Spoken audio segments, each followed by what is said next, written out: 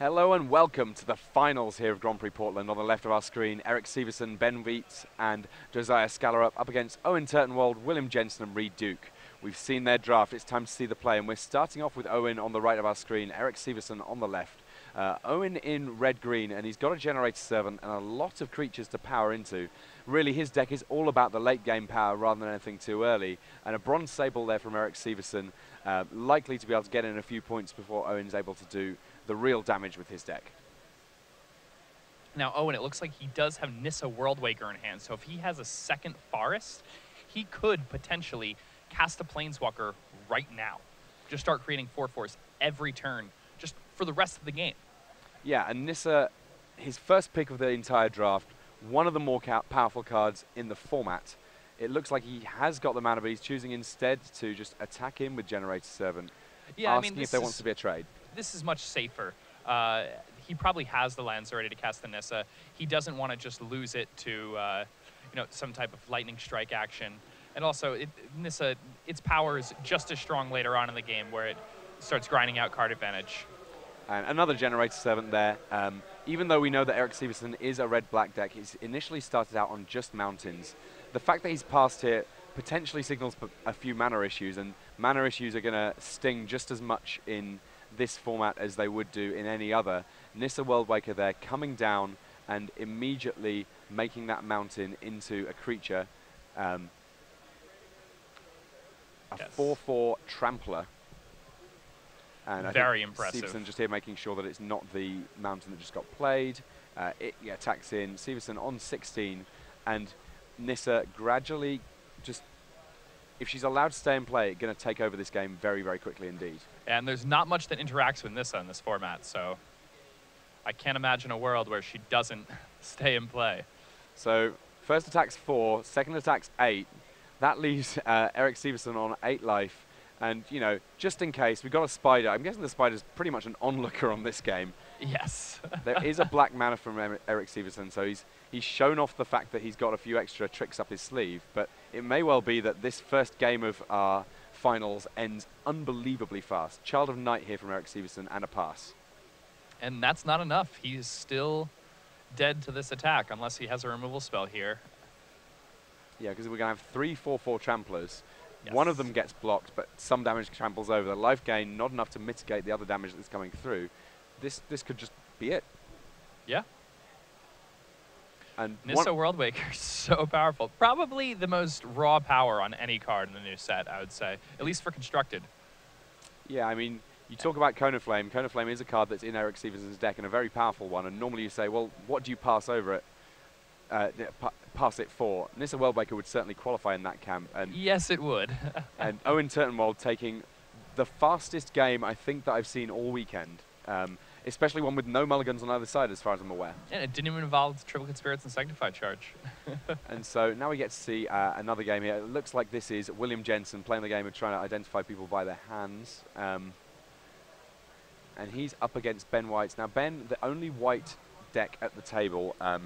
And William Jensen, we spoke to Nate Price, who was watching his draft, and he said that it was a bit of a sort of a tricky one. He had to switch colors a couple of times. We can see that his border at the moment, not too exciting. Rummaging Goblin there, the lone creature he has in play, facing down that Razorfoot Griffin and Paragon in play for Ben Weitz. And now Ben Weitz, this Paragon of New Dawn's pumping the Razorfoot Griffin into a 3/3 first striking flyer. The 3-power first strike, just so good in M15 Limited. There are, just so many creatures that are X3s that people really want to be playing, and it's a brick wall against them when it's on offense. Attacks for a lot of damage. There are very few non-rare flyers that can possibly block it. I think Illusionary Angel is the only non-rare flyer that can favorably block there. Sounds about right, yeah. I mean, we're in a position here where William Jensen, he's not going to lose a game as fast as Eric Severson did, but he's not looking in great shape to necessarily win this game, even with a Soul of New Phyrexia in hand and just 1 mana off being able to cast it. Because there is a Sanctified Charge in Ben Weitz's hand, Ben Weitz's hand, sorry. Kinsbell Skirmisher now meaning that there's another big attack from that flyer. William Jensen going to be on single digits before he's able to resolve Soul of New Phyrexia, assuming that he actually well, gets I imagine he has a removal spell here. It's He passed the turn without casting anything. He has 5 untapped lands, so... Well, he has a Dissipate, so it may be that that was his big plan.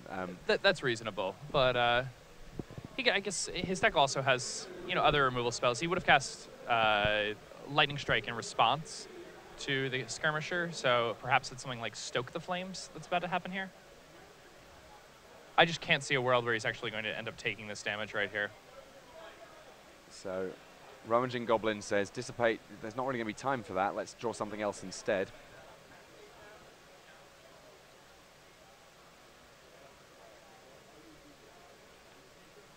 And what's William Jensen going to go for here?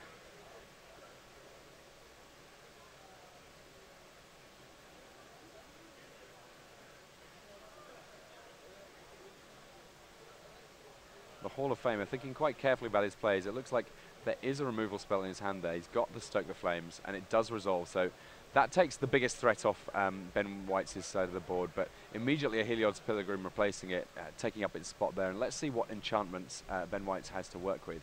Green-white, not necessarily the colors with the most powerful enchantments, but Oppressive Raise, kind of doing what he needs to kind of continue with the tempo plan. Yeah, and Ben Weitz' deck is actually mostly green, surprisingly enough. Okay. The draft in general is very light on white. I don't believe anybody part of the on the Peach Garden Oath team went into white, and on the other side of the table, the only white deck is Ben Weitz's deck, and it's not even mostly white, it's mostly green. Yeah, a couple of Sunblade Elf in there, some of the highlights. I mean, there's all sorts of things going on for Ben Weitz, and his curve is nice and aggressive. He's got a lot of 2-drops, which is a little bit unusual for some of the other decks in the field in this finals matchup. That being able to do something good in the early turns is not something we're likely to see too much from the Peach Garden Oath. All their decks effectively kind of control-y just because they pick the good cards from a few colors and they take a bit of time to set up. Yeah, still a lot of aggression coming at William Huey Jensen here. So a little bit of thought here from Jensen. He wants to make sure that I mean, this is an untimed final. I mean, while the players will get told if they're being so slow that they're jeopardizing the running of the room sort of thing, they're not going to get thrown out for being too slow here. There's not a clock. They're never going to get to 5 extra turns. So he's making sure that he makes the right play each and every turn, given what he's got in hand. Yeah, now William Jensen deciding whether or not he should be playing this Soul of New Phyrexia, and he does decide to go ahead and play that. There is an Oppressive Raise in his opponent's hand, but I don't know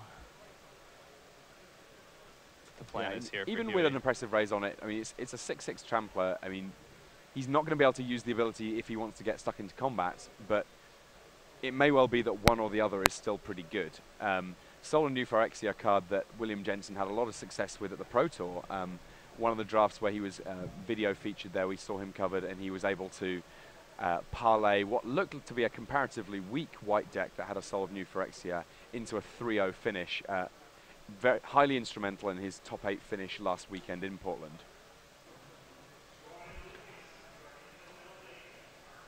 I mean, he has a Quickling, as it seems, in his hand, so he can rebuy this Soul of New Phyrexia, get the Oppressive Raise off of it. That will require multiple turns, though. And one interesting thing about that Soul of New Phyrexia, it wasn't taken for nothing. It was taken over a Cone of Flame. At that point, wow. It wasn't as abundantly clear exactly what colors Huey Jensen was going to be in. He had kind of moved around a little bit. He had taken Stoke the Flames and Lightning Strike in pack 1. That is a very close pick. Yeah, I'm sure it's one that a lot of people will have strong opinions on. You need to be careful not to make those opinions just based on ultimate results. Yeah. I mean, the problem with Soul of New Phyrexia is it literally goes in every single deck. So if you pass it, you know for sure that you're going to have to play, someone on your team is going to have to play against it because it's not going any further. Very true. It's possible that if you pass a Cone of Flame, the person you're passing it to, I mean, this was in pack 2, they might not be in red. They would still have to take it, but at least you wouldn't necessarily have to play against it. As it turns out, we kind of know that that's not the case. Both of William Jensen's teammates are facing down decks with a Cone of Flame in their main deck. Yeah, luckily for him, I think passing those Cone of Flames have pushed those people into red, or at least that Cone of Flame pushed the person on his right into red after he had passed a whole bunch of good red cards in pack 1. And now his deck has very few playables, so that may have ended up working out for them. Even though they got a very powerful card, it could have been significantly worse. So Ben Weitz attacking in here. We can see that he's got a Sanctified Charge in hand, so this likely not to go too well for William Huey Jensen here. He lines up a block with the Torch Fiend. He has to pay 3 mana to be able to block with his Soul of New Phyrexia, and now we get a chance to see what else is going on. There, a Quickling to bounce the Torch Fiend. Still counts as blocking the Kinspell Skirmisher, so effectively meaning that less damage coming through on Jensen, and it minimizes the impact of a Sanctified Charge. Instead, Sunblade Elf pumping through, just using the on-board trick rather than the card in hand, because he wasn't going to get enough value from the card in hand for it to be worth showing off. Exactly. Now, with 3 creatures on his side of the table and just the Sanctified Charge in Ben Weitz's hand, things not looking so bad here for William Huey Jensen. Although yeah, Huey's got enough lands that the Oppressive Rays not at its most powerful. I mean, when you cast it on something on turn 2 and use it to sort of tempo someone, it can be very, very good indeed. Definitely. But right now, potentially, the Soul of New Phyrexia is still basically live because it's got 3 mana with which to attack or block and 5 mana with which to activate its ability. Albeit that means that William's not doing anything else on his turns. But, you know, sometimes you got to do what you're going to do. Yeah, and blocking with your 6/6 when you're only 6 remaining life against the Sanctified Charge deck is definitely what you have to do. And it looks like Reid Duke also won his match. Again, he's game 1. Yeah, his first game. So both the red-black decks of the team of Severson, Weitz, and Skallerup are not very strong, and they do have powerful cards like Cone of Flame, as you said, but it's going to be interesting here. So it looks like William Jensen saying, at some point I'm going to have to start attacking. I raised the alarm coming from Ben Weitz, but that not going to be doing a huge amount against the Brawler's Plate attack coming through there from the other side of the board. I believe those are Rogue's Gloves, actually. Oh, sorry about that. Yes, you're absolutely right. So the Rogue's Gloves saying that whenever a creature deals combat damage to a player, you can draw a card. Now, drawing extra cards always good, especially so when your opponent has no way of blocking your creature, and so you're getting extra value on the damage you're getting through anyway. And this is likely the game, unless William Jensen drew like a rare like Aether Spouts. It seems that the Sanctified Charge that's in Ben Weitz's hand is going to be enough to end it. Well, having looked at the list here from William Jensen, I can tell you for absolute certain that Aether Spout's not an option available to him. He can make his creatures indestructible. He can pay the 3 mana to make his creatures able to block. But there's the pump spell. William Jensen, the only member of the Peach Garden Oath to lose in his first game. Happy, I'm sure, to see that the players on either side of him winning theirs, because you don't need to win your match if both of your teammates win theirs. And this, for that trophy we see in front. A huge part of this is just drafting in a fashion that makes your opponent's decks weaker, and if you're able to do that well, then it's pretty easy to win. And here it looks like Owen is in a great spot. Yeah, this time a different green rare. That's the Genesis Hydra, and a Cone of Flame, though, dramatically changing the face of this board. Though, and actually that probably enough there, it would look to square things up 1-1 between Severson and Turtenwald. So yeah, so despite his board being so strong, his life total had dwindled enough that Cone of Flame was enough to close it. And there we see the power of Cone of Flame. Absolutely. Cone of Flame, just one of those cards that you're pretty much always happy to draw it. I mean, even if you've not got lands cast it right now, sooner or later you will have, and when you do, it'll have a massive impact on the board. And right now, with 4 games deep, it's still basically locked up. Ben Weitz's deck, probably the strongest deck at the table. It won its game 1 as expected. Yeah, I would imagine imagine against Owen Turtenwald. Turtenwald's deck, powerful but potentially a little inconsistent. And now we're going to get a chance to see a little bit of Reid Duke versus Josiah Skallerup. Reid Duke currently a game up. Let's see whether or not he can close things out against the red-black deck of his opponent. Now, Reid Duke, it looks like his deck, another red deck. Red, very, very popular at the table, and red obviously one of the powerful colors in the format. White, the other really powerful color in the format, not really doing so much. But Reid Duke's deck effectively ended up being Grixis. He's got a couple of Merc Lurkers who are going to be very important here. A few Evolving Wilds to make sure his mana's shored up. So what we're going to see here initially from Reid is kind of a few setup turns so that he can try to sort of build the broad presence he needs to actually win the game. Yeah, and Merc Lurker obviously very strong against these aggressive red strategies.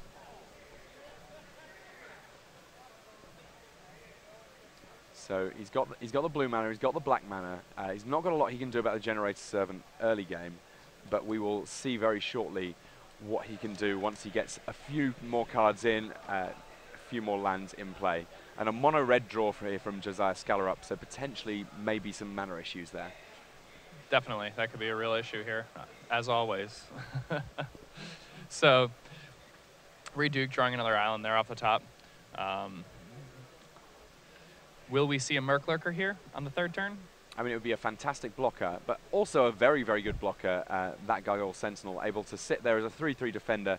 At some point, it might take to the skies and attack in for a little bit, depending on how things go in the next few turns. But at the moment, it just forms a nice little roadblock for Reid Duke to stop the early aggression of Josiah Skallerup, unless he's got something of the likes of, maybe a Lightning Strike or similar. Yeah, Lightning Strike, Crowd's Favor. There are a number of tricks in this format that could get through this Gargoyle Sentinel. But from the looks of it, Josiah Skallerup doesn't have one of them in his hand, so it seems that Reid is going to be able to curve out here while his opponent is stuck on 3 lands, actually. 3 lands that are all red. I mean, the Generator Servant can give him a little bit of extra mana, so if there was ever a situation where a Cone of Flame would be profitable, for example, then he does have the mana available to cast it, but that not necessarily ideal. So we're going to see what's going on here. I mean, that will deal with the Gargoyle in play. But a premium removal spell, not necessarily a premium card that's being used on here. I mean, this is Josiah Skallerup saying, I need to kind of catch up, and a Negate saying, that's just not going to happen. Yeah, and I mean, if he does choose to use his Generator Servant to cast a card like Cone of Flame, that would significantly weaken the power of Cone of Flame, because the whole reason it's so good is that you get a 2-for-1 or a 3-for-1 with it. And if you're using 2 cards to play it, then suddenly it's not quite the same card.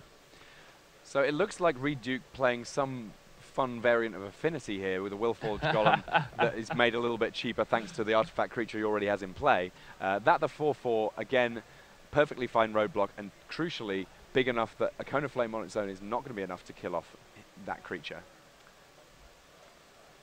Josiah Skallerup, you can see he's kind of got the hands in his lap of someone who's got nothing to do. That might be a little bit of play acting from Skallerup, but realistically, we can see that he's short on mana. You're not going to resist mana, playing a land just because you want to mana here. Win your Best Actor Oscar at this point.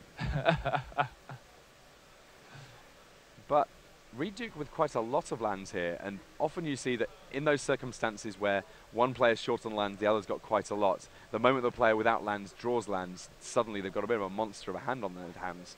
Yeah, as long as they can stay in the game, and at this point with a 4/4 and a 3/3 on the other side of the table, even with that Cone of Flame in Josiah Skallerup's hand, it's going to be really hard for him to get back into this unless Reid, plays something with 1 toughness and something with 2 toughness, and that doesn't really seem to be what his deck does. I imagine just we're going to see more and more 4 and 3 toughness from Reid's end.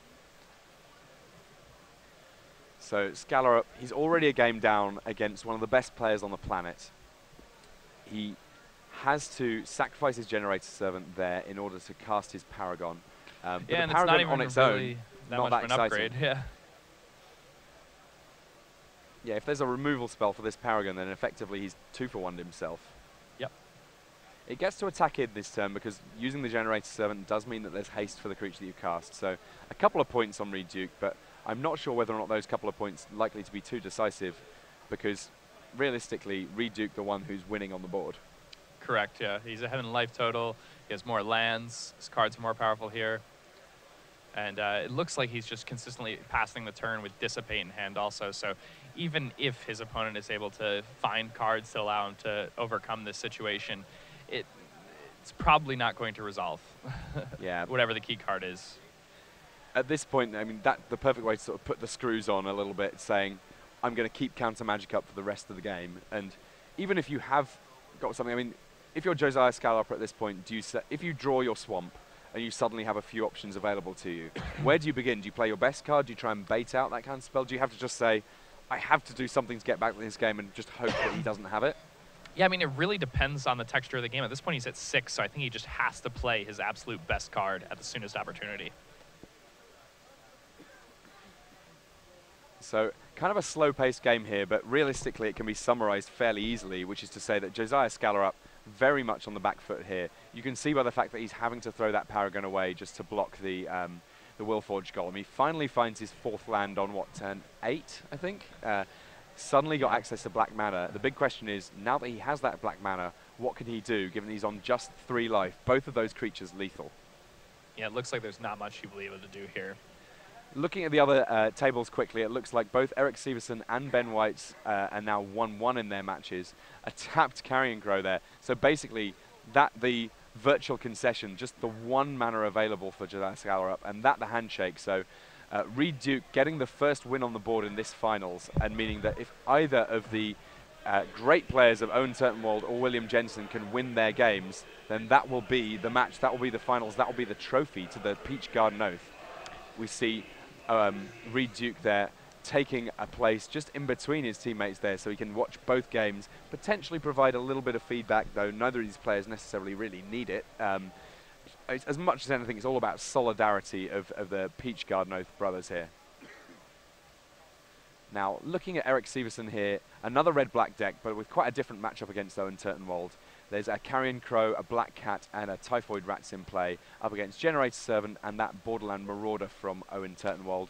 Life total still on both sides comparatively high, so we've got a proper battle on our hands here. It's not as if one player is massively in front, though it looks like a Siege Worm has already been dealt with by Eric Severson, thanks to that Blast Firebolt in the graveyard and potentially a couple of other bits and bobs. So the Carrion Crow, the one creature that's unblockable on this board, nippling in there, getting another peck in on Owen Turtenwald, making the life totals 14 each. Let's see whether or not Owen can add a little bit to his board, see if we can keep the pressure up here and make it so that William Jensen isn't the one that has to finally find the win that's going to get Peach Garden Oath that trophy. Yeah, backs against the wall. I mean, they have 2 games they can win here to take home Grand Prix Portland, but if the other team is able to pull those out, then it's all over. One way or another, 2 games left in this tournament, possibly 1. Possibly 1 game left at this point. So Typhoid Rats is going to trade with this Borderland Marauder, which signals that Owen definitely has a bigger creature in hand, because he wants that thing to trade so that he can actually get that Rhino on the board and start charging Rhino. Damage. It's going to be very, very difficult for Eric Severson to set up a situation where he can easily kill it off, because it can only be blocked by 1 creature, and both of Severson's creatures relatively small. It's going to need a removal spell if Severson has one, but basically this red-green deck very good at taxing the removal spells of a red-black deck, because all of its creatures, realistically, once you get to turn 5, turn 6 or so, they're big threats, and often they're big enough that just a straightforward burn spell is not going to do the business. So it means that Severson in a difficult position. He's going to carry on pecking through with that Crow, but what's he got to follow up with? Oh my, Caustic Tar, that a big one, originally printed in Odyssey. It means that now that swamp at the top of our screen, each turn it's going to be able to tap to deal 3 points of life loss actually to Owen Turtenwald. And that's pretty huge, because Eric Severson currently has Lava Axe in hand. So if he's able to get 3 activations off that Caustic Tar, then the game is just going to end. I mean, the Carrion Crow shortens that clock again. Carrion Crow can attack for 2. Caustic Tar can make 3 more. Lava Axe for 5. Suddenly, it's a 2-turn clock we're talking about. If he can help it, I don't think Owen is going to allow him to attack again with the Crow, though. I think a Spider may come down. There are a lot of different things that can happen here. Turtenwald carefully considering his options. He's got the help of Reid Duke there if he wants it. Always helpful to just get a second opinion. And those second opinions we heard a lot of. I was going over and watching them build, and there's a lot of sort of, okay, I've got this far, I need extra opinions on how to make the build. Tends not to be quite so much feedback during play, because you don't want to give information to your opponent's team. Yeah, now we have Burning Anger, which could come down on Generator Servant. I imagine, even though Rhino is a very juicy target for that Burning Anger, at this point he may want to just be able to kill the Crow with the Burning Anger so that he can start applying pressure on his opponent's life total with the Rhino. by simply attacking with it. Again, though, Black Cat, a pretty good blocker here, making Owen discard a card at random when it dies. Yeah, the random bit really the important bit on Black Cat. The reason that it has any worth really as a sort of a 1/1 that lets your opponent choose when to discard. If it was they got to choose what to discard to, it wouldn't be up to any great shakes. Charging Rhino coming in here. Charging in, if it were. So in the fight of Rhino versus Cat, it doesn't really feel very fair, but the Black Cat getting the last laugh at least by taking a card out of Owen's hand, rolling a dice here to choose. That one, what have we got? Blast Firebolt, that's a pretty reasonable thing to hit, but we know that there's plenty more gas in Owen Turtenwald's hand. So he's gone with a Verdant Haven, so he's gaining a little bit of life here, and then subsequently playing Runeclaw Bear, developing his board just a little bit. And the life gain very smart there. I mean, he can see the Caustic Tar is going to be a real problem. This being game 3, it's possible that he's brought in Back to Nature. He does have one of them in his sideboard. We saw him draft it. Whether or not he will realize, I mean, if he's got a Back to Nature now, he has. Wow, that was a very, very important Ranger's Guile there. I mean, one thing worth noting on Eric Severson's deck, he's got a lot of unconventional sources of damage there, between the Stab Wound, between the Caustic Tar, between the Lava Axe that we know is in his hand. He can produce damage without needing to get stuck into the red zone, and that potentially really difficult to combat. Especially when you're a slower deck like Owen's. Owen's hoping to turtle up, you know, create this wall of monsters, these 5/5s, these 4/4s, all of these things like even Runeclaw Bear, designed to trade with things until he gets ahead on the board. These strange sources of damage, cards like Stab Wound, Caustic Tar, Owen's deck is not well suited to deal with those. So it's surprising that he's made it this far at all, and now he's going to have to deal with the bleeding that will occur from this Caustic Tar here. So looking for some big draws. I mean, the life total is currently 14-14, and it looks on the face of things like Owen Turtenwald's board a bit bigger and better, but the Caustic Tar just lurking at the top of our screen, and the fact that we know that Lava Axe is incoming at some point means that this match not necessarily as much in Owen Turtenwald's favor as it might first appear. So an attack for 6 here from Owen Turtenwald. That putting Eric Severson to just 8. And there is the Burning Anger on Runeclaw Bear, so it's going to be able to shoot down the Crow. And with that Crow down, suddenly the race is in Owen's favor. Still very dangerous here.